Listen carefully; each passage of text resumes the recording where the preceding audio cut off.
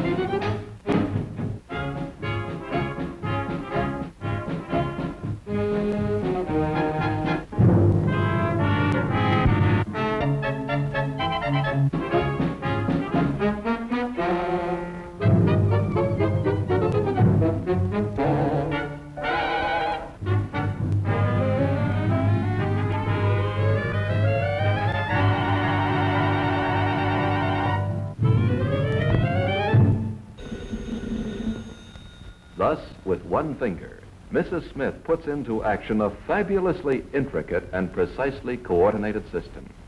And is Mrs. Smith impressed, a little overawed, by the magic she has wrought? Magic? Fiddlesticks. Why, it's just the simplest thing in the world. The simplest thing in the world. To Mrs. Smith, yes.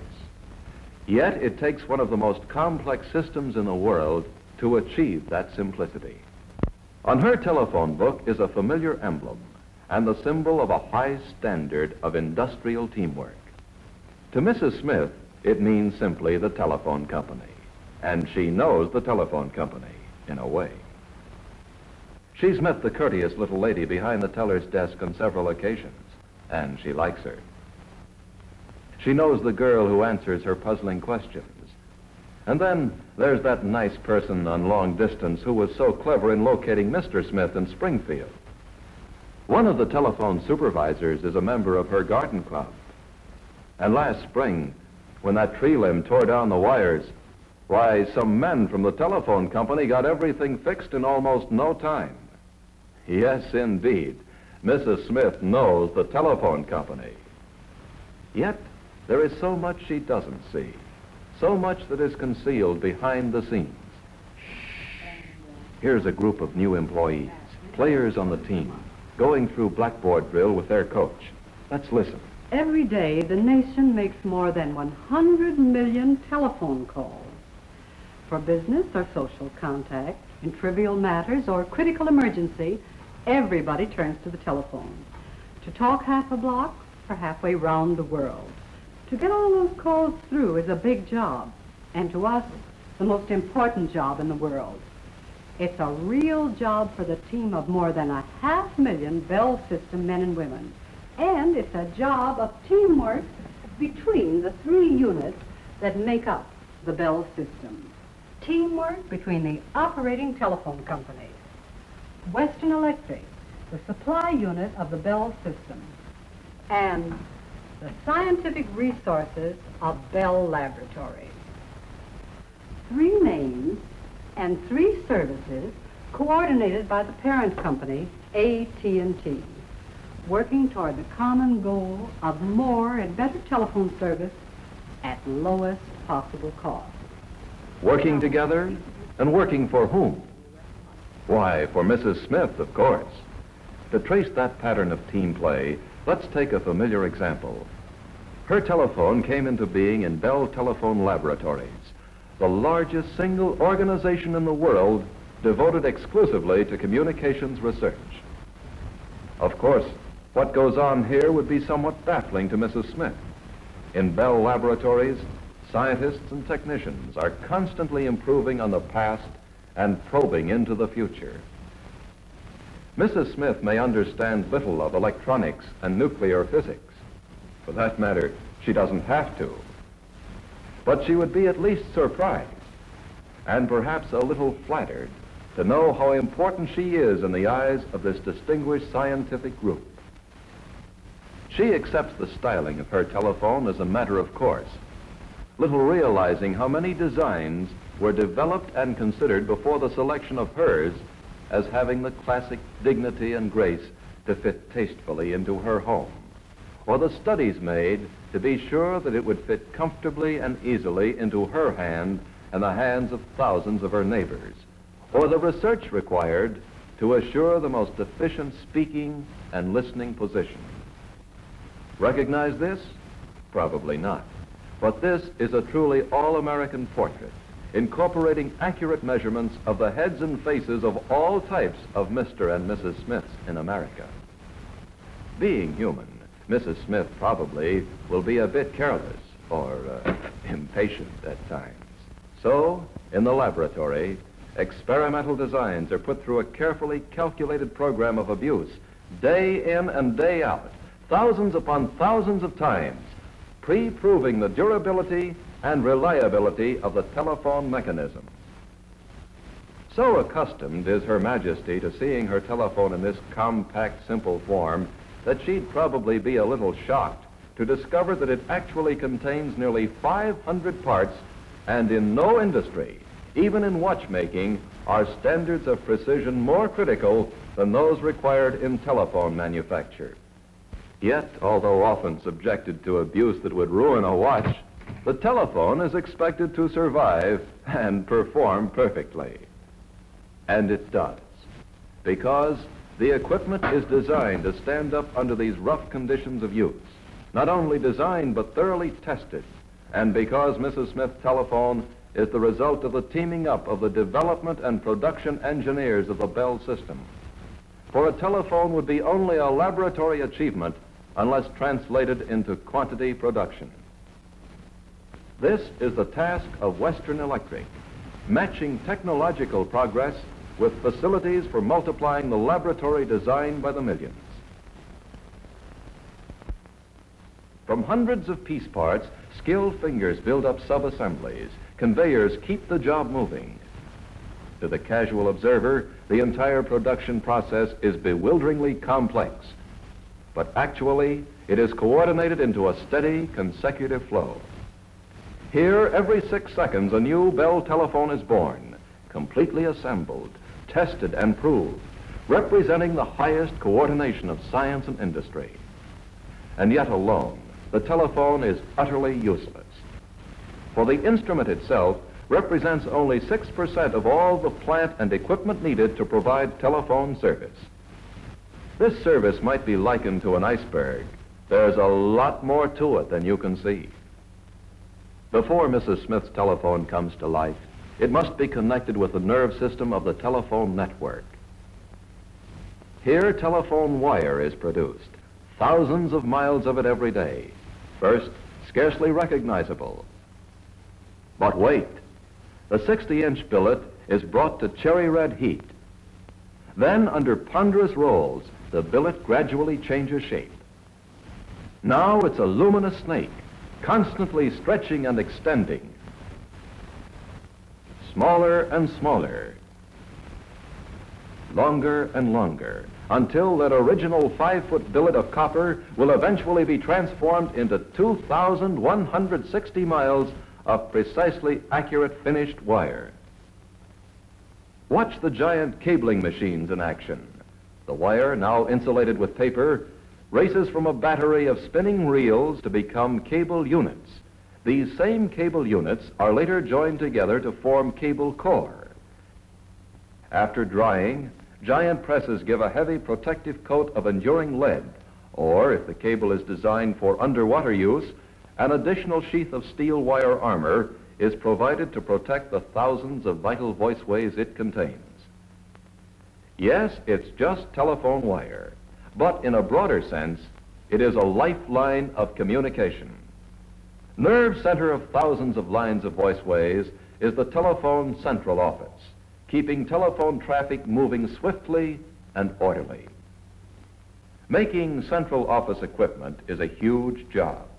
It is no mass production project, however. for each switchboard must be specially engineered to fit the specific central office for which it is intended. Whether it's the central office of some quiet village or one of the central office switchboards for a great city, every job is a custom job. And perhaps that's the best way to describe telephone manufacture. Custom work on a quantity scale. Altogether, the 23 factories and the 112,000 men and women of Western Electric in 18 cities produce more than 150,000 different piece parts, which make up some 40,000 separate finished items of telephone apparatus. Some are familiar at first glance. Most are utterly unknown, even to those who depend upon them every day. For example, vacuum tubes. Naturally, most of us associate such tubes with radio receivers, but actually, they were developed first to provide better telephone service. And today, thousands of Western Electric vacuum tubes in a great variety of sizes are used to do many different telephone jobs. Many are used for amplifying circuits, boosting voice power so that Mrs. Smith can talk across the country as clearly as around the corner. With these tubes to help her, she can talk across the oceans, around the world. Tubes also furnish the invisible link between lonely island communities and the outside world. Precision craftsmanship, that's Western Electric production. Take the making of crystals for radio and telephone circuits. They're not much to look at, but to do their job, some crystals must be ground to within a millionth of an inch, must vibrate 50 million times a second. Others are accurate to 1 part in 700 million. If a clock were to run continuously with that accuracy, it would not gain or lose more than a minute in 1,000 years. Precision craftsmanship on a broad scale. Not only must every piece of equipment operate perfectly as an individual part, but each telephone must be capable of working in harmony with each one of the millions of other telephones in the Bell system to which Mrs. Smith may want to talk. For Western Electric is the supply unit for the Bell system operating telephone companies which link the nation in an overall communications network. To attain this uncompromising precision and uniformity, production quality control, inspection and testing have become a science in themselves. To one accustomed to consider micrometers as the last word in accuracy, the new order of electronic gauging seems strange indeed. The sweep of a needle on a dial, the flickering pattern of a light wave on an oscilloscope, the squeal of a beat frequency may not seem very significant. But they represent standards of measurement actually far beyond the power of human senses. Probably few products of man can be so critically judged, so frequently challenged, for in a very real sense, this is living equipment. To realize what that means, think of a Bell telephone exchange in even a small village, on duty 24 hours a day, every day, bearing a responsibility in which it must not fail. Or the repeater station, often remote and unattended, on the job year in and year out, stepping up the power of the voiceways and relays across the miles between. How good is good enough in establishing production quality standards for these vital voiceways? Obviously, there can be only one answer, only a standard which becomes ever increasingly critical as new methods of quality judgment are devised. Precision craftsmanship on a broad scale, a responsibility which has grown in Western Electric through more than 6 decades as a member of the telephone service team. Yet, vital as is this role of apparatus builder, it is only part of the Western Electric's job as supply unit of the Bell system. Supply unit. Maybe the term would be more meaningful if we called it logistics. That's what we called it in war. Good logistics meant simply getting there fastest with the mostest. In the telephone system, we call it supply. By any name, it's the scientific scheduling of materials, manufacturing processes and distribution to anticipate Mrs. Smith's telephone requirements. It's the teamwork by which the vast production output required by the telephone companies in 17 operating areas may be channeled to those points when and where needed with the exact precision of a touchdown play. That's Western Electric's job, a job that begins with the purchase of basic raw materials and extends to a long list of supplies essential to a great nationwide industry. All the world contributes its treasures to telephone service. Mountains of copper for wires, and tons of rubber to cover them, and some you'd scarcely imagine. Gold, 24-karat gold, yes indeed, and many other metals even more precious go into the endless millions of electrical contacts. All these and many more, right down to the paper clips and typewriter ribbons and thousands of other items needed to run the telephone plant. And this responsibility is one requiring more than merely due consideration for quality, service, and fair price. Supplementing its own vast manufacturing facilities, Western Electric buys for the telephone companies many millions of dollars worth of telephone material from thousands of other manufacturers located all over the country. To assure that this equipment will measure up to Bell System standards, a staff is constantly employed inspecting suppliers' products and gauging quality with eyes just as critical as those in Western Electric's home plants.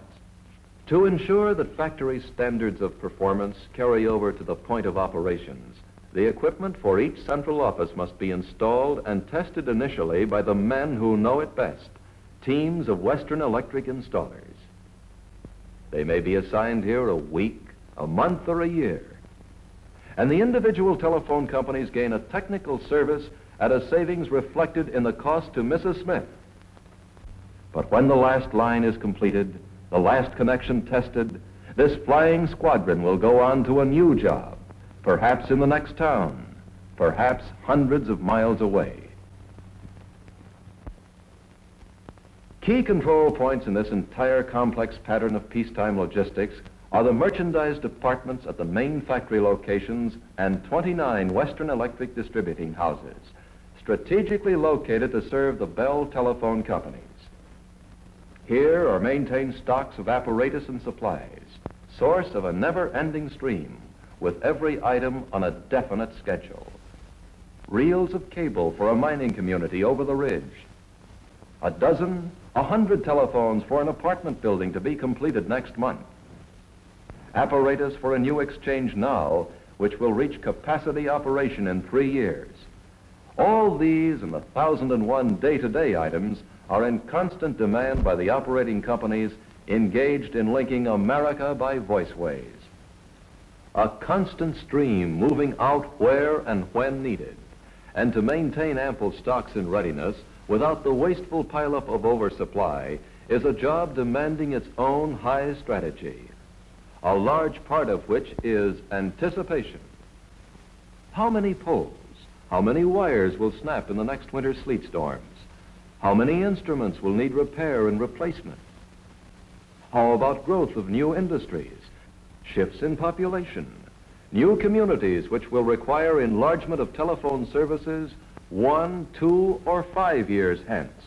The answers to these questions come to Western Electric through Bell System team play, so that efficient and economical production and distribution are taken in stride. But there are events that no one can foresee, as when disaster strikes and whole communities are cut off from the world. Yet even such emergencies are met with their own special tactics. Communications must be restored first. So in a matter of hours, equipment is on its way by train, by truck, by plane. Equipment identical to that destroyed by nature gone berserk. And soon after the skies have cleared, the highly intricate facilities of telephone communication are back on the job, thanks to the years of experience in the established working pattern of Western Electric and the rest of the Bell system. Thus, 3 great functional units are inseparably united in a single service. Service to Mrs. Smith. This, then, is the story of the making and procuring of the countless devices that serve as tools for those whose deft fingers and technical skill produce for Mrs. Smith the miracle that is really no miracle at all. It is the result of the kind of team play through which this nation has achieved industrial greatness. Out of this coordinated teamwork are coming new innovations, new progress, which will advance telephone service even more significantly than in the past. When at last they come, will Mrs. Smith be a little wide-eyed by the reaching of new milestones in communication? Not at all. She has learned to accept such things, confidently and complacently. And after all, that's just the way it should be.